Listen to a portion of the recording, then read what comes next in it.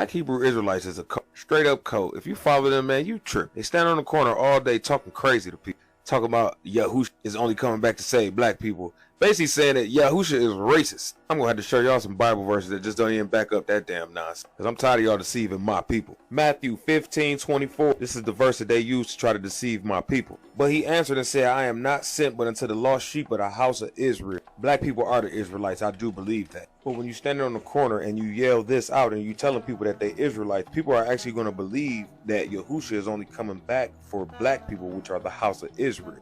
But let's keep reading, because you know they like to start reading and just leave people thinking that this is the truth. 25. Then she came and worshiped him, saying, Lord, help me. But what you got to understand that this woman that's begging for help is not an Israelite. She's a Canaanite woman, and her daughter is dying. Verse 26. But he answered and said, it is not meet to take the children's bread and cast it to the dog. He's pretty much saying, I don't rock with you. You a dog. That was his feeling at that time until something happened, which changed his heart. And then the Canaanite woman said, Truth, Lord, yet the dogs eat of the crumbs which fall from their master's table. She said truth. She's admitting that she's a dog. She don't care. She want them crumbs that come from the master's table. That's Yahusha she hollering at, dog. But then what did Yahusha say to her after that? Oh woman, great is thy faith. Great is thy faith. Be until thee even as thou wilt.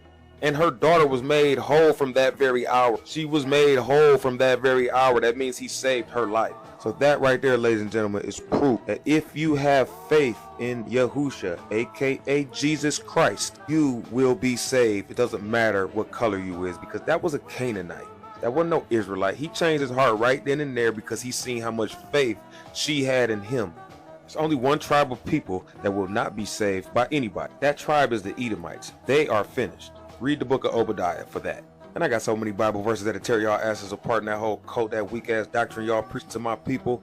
Think the Most High like that? Y'all think he cool with that, man? You will not learn the Bible by watching YouTube and watching them niggas in purple. You need to read the Bible for yourself. Use God, read the Bible, you're gonna be fine. Anybody could be saved. Anybody could be saved. Unless you're an Edomite.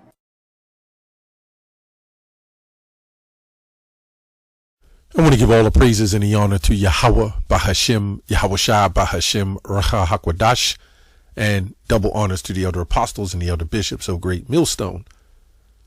Honors as well to you brethren, you fellow affiliates, supporters of the truth. That includes your few sisters. Shalom to the elect. So anyway, this guy is stuck. He doesn't know whether he wants to be a Christian or a Hebrew Israelite. And somehow he keeps saying my people, as if he's keeping the racism going. Edomites cannot be saved, but everybody else can be saved. This is just way more confusion. And then people follow this guy because he's talking about camps, but they're not even listening to what the hell he's saying. He's literally saying it's about my people, but everybody else can be saved. Only everybody else except the Edomites. So the Lord is now confused. He's going to decide to save everybody else, all the heathens except the Edomites.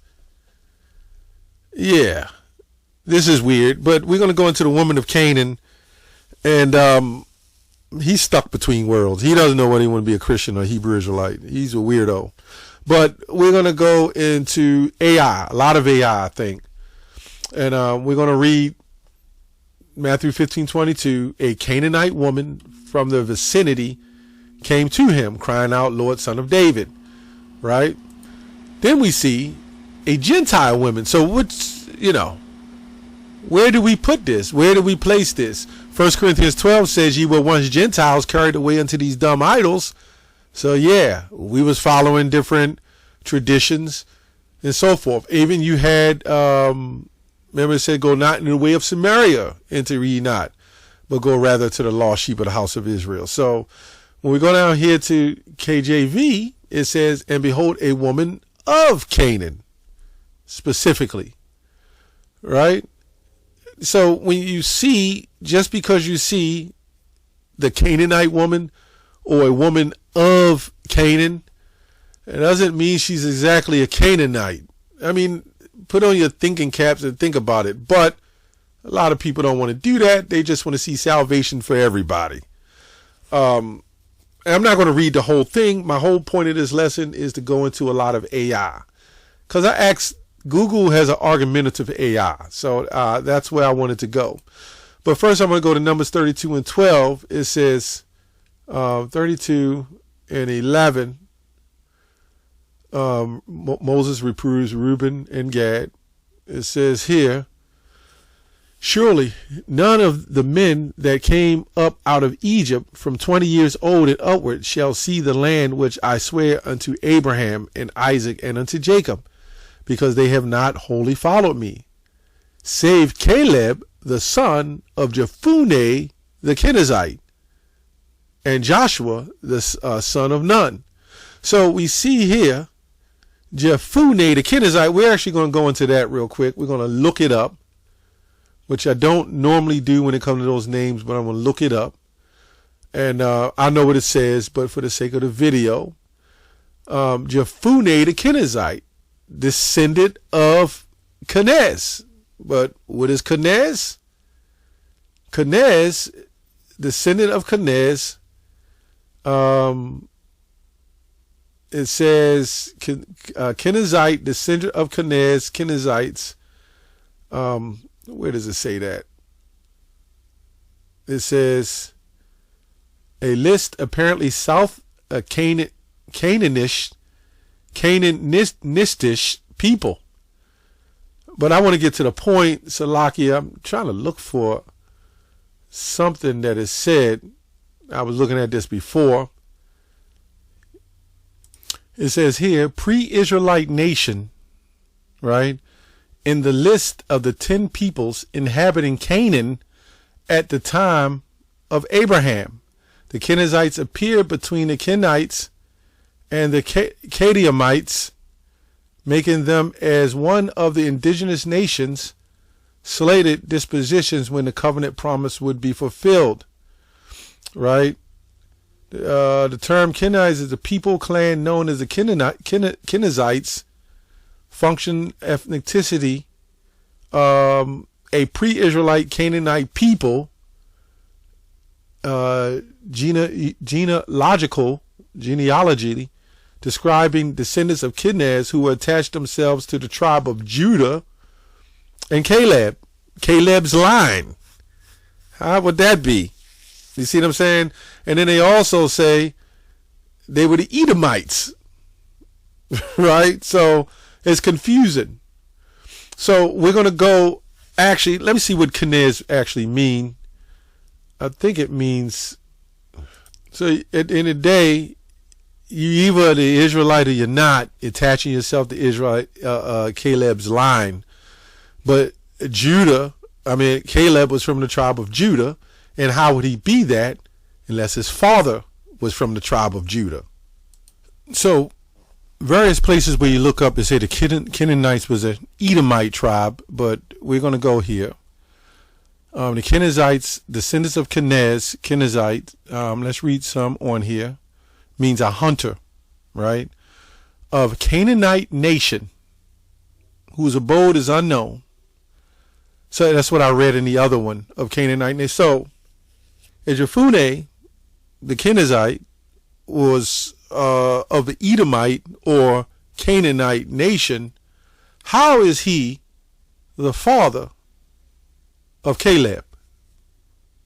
And how did he get entwined in the line of Judah? I'm going to read some AI here. I'm not going to waste a lot of time on that. It says here, and I'm just going to show you how they kind of twist things up. I asked a question. It says the Hebrew Bible does not record the Israelites calling themselves by the names of other nations, as their identity was distinct and tied to their own lineage and covenant with God. So I go on down. I said, didn't some of them call themselves after the Greeks? Some ancient Israelites, particularly during the Hellenistic period, did adopt Greek names and aspect of Greek culture.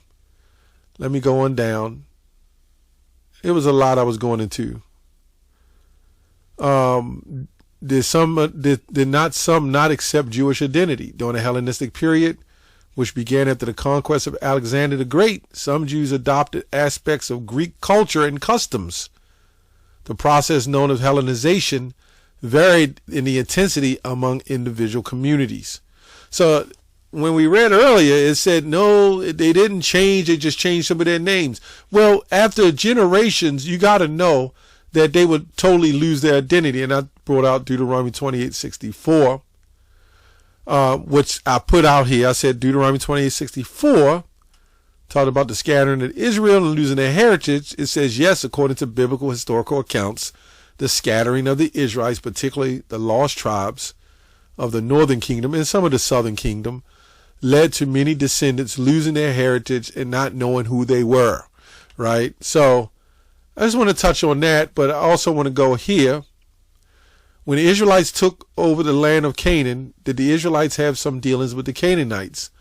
Biblical and archaeological evidence indicates that the Israelites had extensive dealings with the Canaanites, both during and after the settlement in Canaan. Through the book of Joshua, that's what he was talking about, depicts a swift, complete conquest. Other biblical accounts and historical evidence show the more complex and gradual process of settlement with significant periods of consistent conflict and assassinations. So I asked, could it be possible that some of the Israelites calling themselves after the other nations as well? It said, yes, it is possible and supported by both biblical and archaeological evidence that some Israelites had the names derived from the influence of other nations, right? So we could see that a woman of Israel could call herself a Canaanite. If we was in a court of law, we would go to reasonable doubt, right? This was especially true during and after the period of the settlement in Canaan. Wait a minute. This is telling you right here. As the Israelites coexisted and assimilated with the Canaanites and other local cultures. Yeah. It just takes some simple reading. This guy puts up something, say 2 minutes of learning. Yeah. Names I want to call them, but yeah. The Canaanites, okay, now they try to say it was an Edomite tribe, you know. But at the end of the day, Canaanite, Edomite, this woman was an Israelite. That's all to it. Now, when you go into John 4th chapter, the woman at the well, he never told her to repent. He didn't heal her. He didn't do anything for her. In fact, when they went back, the men came back and said, we didn't believe this woman. We had to see it for ourselves. So no, she did not make what they call a testimony. Right? So, yeah, I just wanted to bring a lot of that out. Let's go here. Genesis. As you see here, it says Kenaz, the name of the Edomites, and of 2 Israelites. See that? Kenaz, the name of an Edomite and of 2 Israelites. Yeah. What is that saying? Is it possible? Like today, if you had a country with a particular people, it doesn't mean that's lineage. You see what I'm saying? The country, the name of the country or the name of the place doesn't exactly include one lineage, right? This is America. There's a multitude of lineages here. So if the same situation happened and Yahweh Shah was walking and they say a woman of America came and the Lord blessed her, would you say she wasn't a Jew because she lived in America? Just a question. You people who want to be right, you probably would say something simple like that. What I mean by simple is simplicity. And I think a lot of you know to some degree you have the ability to look things up, but you won't. You're too lazy. And it's not even just lazy. You just don't want us to be right. So when we go back here, 15, and it talks about the faith of the Canaanite woman. Now, it wasn't going to say the Israelite woman because of the situation, but easily, like you could say the faith of the Samaritan, right? Doesn't mean they're actually Samaritans. You can't look at a land or name somebody after a people and say their lineage goes back to that people. You can't say that. If a Russian person lives in China, he takes on Chinese citizenship, yes, he would call himself Chinese. But what he would do, if he went somewhere and somebody accepted him or spoke with him, he would say, yeah, I'm of Chinese. Doesn't mean he's Chinese. He's actually lineage of Russian, but he moved to China, practiced the cultures of China, became a citizen of China, right? Believe he's Chinese, especially Israelites. We go hard out, hard forward to be other nations. This is why Exodus 22 said, thou shalt have no other gods beside me, because we always did of the other nations, right? So anyway, I'm going to just go through this real quick. But he answered and said, I am not sent but unto the lost sheep of the house of Israel. Then she worshipped him, saying, Lord, help me. Right? Now, you got to understand the situation where there were certain places that were forbidden and the Lord wasn't dealing with. And this is why he said, I'm not sent but the lost sheep of the house of Israel. Basically, who the hell are you? You're not. You may have had a chance to hear the word, but you didn't want to listen. And this is why the Lord said this. But answered and said, because the woman said, worship him, saying, Lord, help me. But he answered and said, it is not meet to take the children's bread and cast it to the dogs. And dogs is not always a bad word, as Apostle Gabar, I remember saying it, maybe a year or so ago. But when you look at dogs, even in the Apocrypha, it talks about a shameless woman shall be counted as a dog, right? Our women were shameless, right? And she said, truth, Lord, right? This is what he said, truth. This is what she said, truth, Lord. Yet the dogs eat of the crumbs which fall of their master's table. Then Yahweh, again, this is like a parable. Then Yahweh shouted, when you call Jesus, answered and said unto her, O woman, great is thy faith.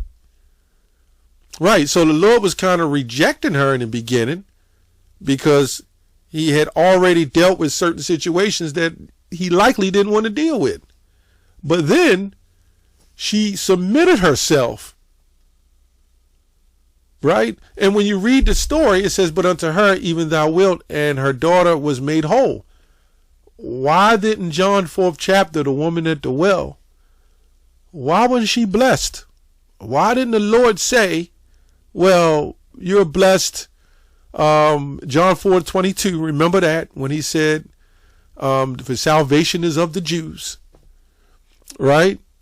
Now, some people say that she was still an Israelite, but the key giveaway is there was no blessings to her, right? Although this woman's daughter was sick, but did he tell this woman at the well to repent? I'd like to hear the answer to that, because I didn't see that in there. But everybody else he went to and healed, he said, repent and be saved. Right? So this woman had faith. She believed. Remember, our people don't believe. You know what I'm saying? So anyway, we can go a little deeper into it and all that. I mean, it's just a little common sense. Just because you are from a particular land don't make you a lineage of that people. That's the key. That's all I have on that. Shalom.